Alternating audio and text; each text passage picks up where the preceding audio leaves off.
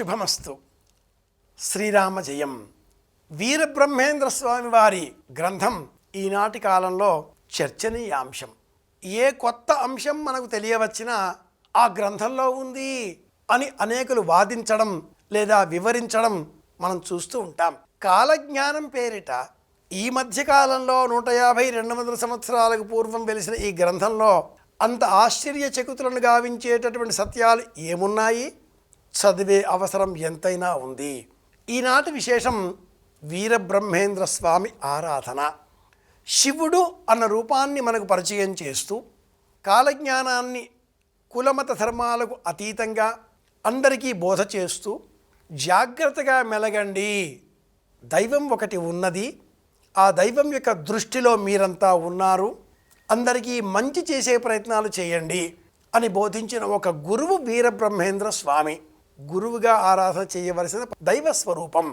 దైవం వేరు, దైవ స్వరూపం వేరు.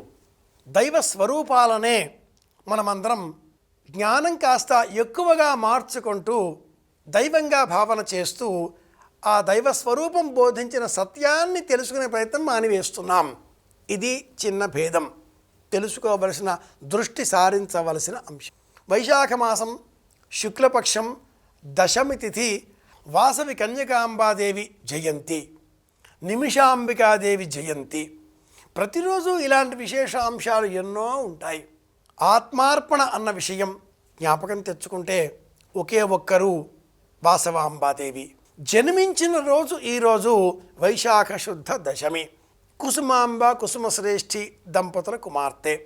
సోదరుడు ఆత్మత్యాగం చేయగా యుద్ధంలో దేహాన్ని త్యజించగా తన వర్గీయులైన వారందరికీ కూడా మోక్షం కలగాలి, అవమాన భావం పెంచుకోకూడదు, అవమాన భారం సహించరానిది, ఆత్మకు గ్లాని కలిగితే దేహత్యాగమే శ్రేష్టం అన్నట్లుగా అగ్నిలో దూకి తన దేహాన్ని త్యజించి తన పరివారాన్ని రక్షించినటువంటి తల్లి శచీదేవి స్వరూపంగా పురాణాలు అభివర్ణించినటువంటి పరమదైవం కన్యకా పరమేశ్వరి స్వరూపం. నిమిషాంబికాదేవి జగన్మాత రూపాలలో ఒకటి.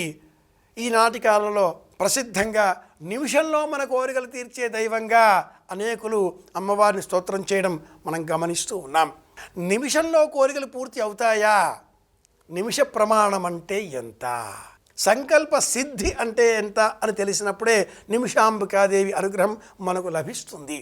ఒక్కసారి మనఃపూర్వకంగా అంటే చాలు, వేల లక్షల కోట్ల సార్లు చెప్పిన ఫలితం లభిస్తుంది. కానీ ఆ మనశ్శుద్ధి రావడానికి, దృష్టి కేంద్రీకృతం కావడానికి జీవితకాలం కూడా సరిపోదు.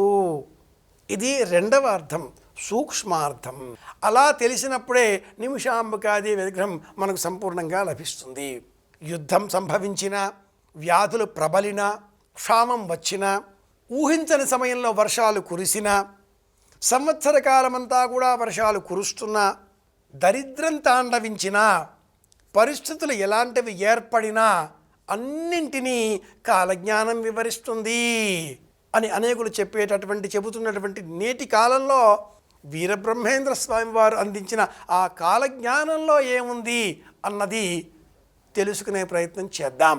అన్నింటికీ మూలం ఒక్కటే అన్న వాక్యం మాత్రమే అందులో ఉంది. బుద్ధి తెలిసి కలిగి ఉండు జీవుడా, పర్యావరణానికి హాని కలిగించకు జీవుడా, హాని కలిగితే గ్లాని సంభవిస్తుంది, యుద్ధములు ఏర్పడతాయి, వికృతమైన జీవులు జన్మించే అవకాశాలు పెరుగుతాయి, అన్నింటికీ మూలం నీ తప్పిదాలే, ఇది తెలుసుకో. సంపూర్ణమైన కాలజ్ఞాన సారాంశం ఒక్కటే ముక్క. నీ తప్పిదాల కారణంగానే ప్రపంచానికి వినాశం సంభవించబోతోంది. ఆ తప్పిదములు లేదా తప్పిదం పర్యావరణానికి హాని కలిగించడం. తెలుసుకున్నాం, మరింత తెలుసుకుందాం, విశ్లేషణ చేద్దాం, అందరి క్షేమాన్ని కోరుదాం. మళ్ళీ కలుసుకుందాం. శుభమస్తు. శ్రీరామ జయం.